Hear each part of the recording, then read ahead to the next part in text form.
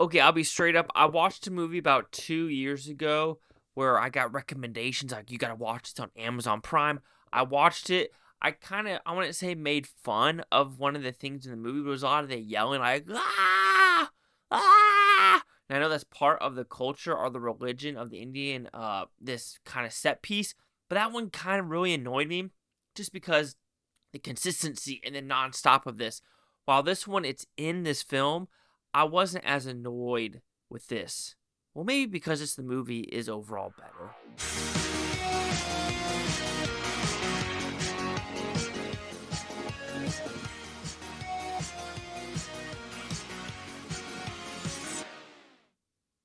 Okay, so before I go into everything in this movie, and you know how I talked about how I watched the movie like 2, 3 years ago about the blah, and I thought it was kind of annoying. Me being an idiot, this is like a spiritual sequel or prequel to that movie I really didn't like, with the axe on the cover of the poster. What I well, I say I like this one a lot better than that one, but let's get on to the full review because man, things are coming full circle now. They truly, truly are. Chase Lee Hockey here with the Blue Futon Kantara, a Legend Chapter 1, or is it just Kantara Chapter 1? Anyway, it's going to be hard for me to really explain this movie as a Western, not knowing the culture or the relevance, but in simple premise, there is something in the forest that's kind of peaceful. It's kind of like an Eden, if you want to put it that way, where you have these stones that are a religious aspect, and people want that power that's in these stones. Yeah, let's put it that way. And sorcerers, other kingdoms come to this area, and battles do ensue, not just in the forest, but outside. And one guy goes over this. I want to say crevice, and every time he goes over, he kind of gets possessed by the gods. And once he does, shit goes hard. And I really liked the second half of this movie. The first half is good, but the second half was such balls to the wall, like WTF moments. I was not bored whatsoever. I really enjoyed it. The first act, it took a little bit of time to get the story off the ground of what they're trying to say, which I understand that. They're trying to flesh out what chapter 2 will be. So there is that. So let's talk about the positives. Like I said, the second half, balls to the wall, great action set pieces, a lot of oh snap action set pieces when it comes to some of the killings and deaths, and just interesting aspects I wasn't expecting to come from this movie. This is just straight up like just awesomeness when it comes to the last half of the movie. And I have complained in a lot of Indian films that they take a specific character in a movie, they make them bad, and they go, oh, there's a reasoning behind this character's bad, so we gotta make them good. This movie says, no, we are taking that convention and throwing it out the window. And I said, thank you for that. Thank you for actually having this one character be like, oh, this person, they are evil, and what they're willing to do is whatever it takes. And I really dug that they decided to make bad characters bad, good characters good, and not have the whole twist and turn of like, oh, but they're doing it for this X reason to save the mother or the father or the child. No. So I really like that. Like I said, also, kills were freaking good. The acting overall is pretty damn good in this movie, as well as getting the different characters involved. Uh, I would say one thing though, going to the negative about the second half of the film, it starts off with a weird, you know, hokey humor thing with one of the kings and like going to battle and or something happening to people outside the gate, and they try to do something humorous with the music and things. Well, I kind of chuckled a little bit, but it was like a gag that went on for like a little too long, where you're like, okay, just stop it, stop that gag, it doesn't need to happen anymore. All right, so that is that. Second half, balls to the wall action. That's all you kind of need to know about, with different characters as well as different creatures that come into play. Which one happened in a cave, and I said, "What the hell is this?"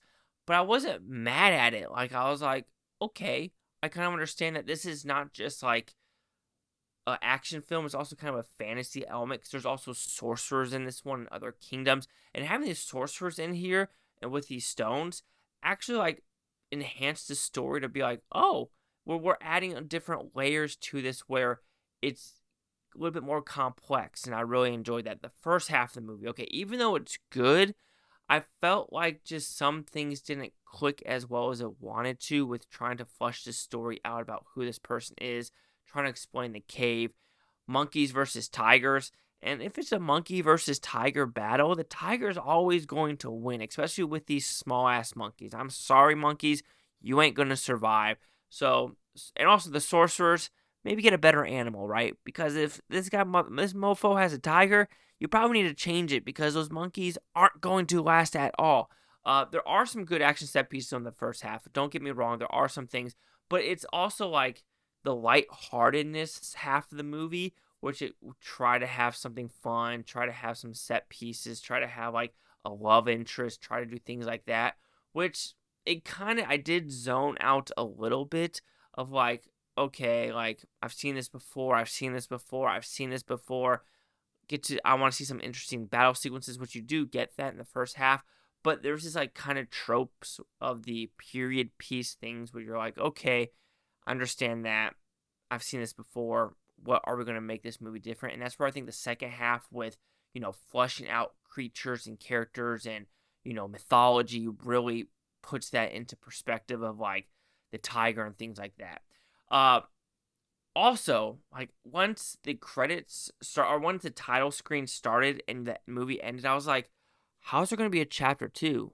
Like they kind of closed this movie out, which they closed out. I kind of chuckled. I probably shouldn't have, where they did something at the very end where it's a lot of yelling. I know, and he yells and jumps into something, and like just disappears.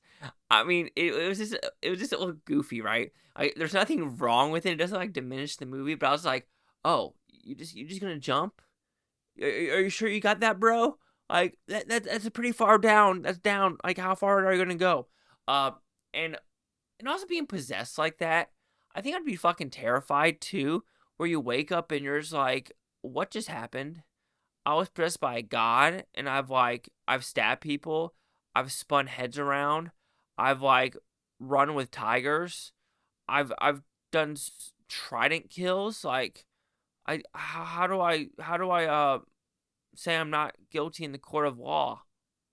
Okay, anyway, okay, that was a joke. But when it comes to the end, I was like, how is there gonna be a chapter 2? Like, this doesn't make sense. But then something occurs and you're like, oh my god, they did say that in the first 7 minutes. So be forewarned, just remember there is a first 7 minutes in this movie that is a completely different time period. And so I'm like, oh, okay. Because if they bring this type of thing to today's day and age, I don't know if has been done correctly or something I enjoyed throughout different film series, because most of the time it is kind of like closed off. And if they bring this into like a big city and do it like that instead of like a small town, I think chapter 2 could be pretty ballsy and pretty awesome. But overall, I'm going to say this wrong again. Kantara, A Legend, chapter 1 did float my boat for me. And when thinking about all the other Indian films I've seen this year, I would say this is one of the better ones where I'm like, I kind of enjoyed the second half a lot. The first half was fine, in my opinion. The story was very entertaining. CGI was pretty damn good. The action set pieces were also pretty damn good, where I was like, I'm getting a little bit of Kingdom of Heaven. I'm getting some, like, not that much. Of course, there's going to be some CGI with some crazy, like, him taking bodies up a tree. Like, but when it came to, like, the full-blown, like, arrows flying in the air, yes, of course, there's going to be some CGI. But I was like, oh, we're actually out in the open, and I don't feel like we're on a soundstage, and I like that feeling. So I do recommend this one if you want something pretty damn action-packed. So Kantara, A Legend, Chapter 1 will receive a 4 out of 5 Futons, which equals that 80%. So see the critics and user scores gave this one. Kantara, A Legend, Chapter 1, there's nothing for the critics and nothing for the audience score. No critic consensus. So yeah, my 80%. Chase out here the Blue Futon. Like, comment, subscribe. One with the Futontopia. Your Blue Futon saying watch for a great day. I'm gonna watch this today, tomorrow, a week from a year from now. Obviously, go freaking one of you. Peace and love. Peace and love. And I hope you enjoyed this one.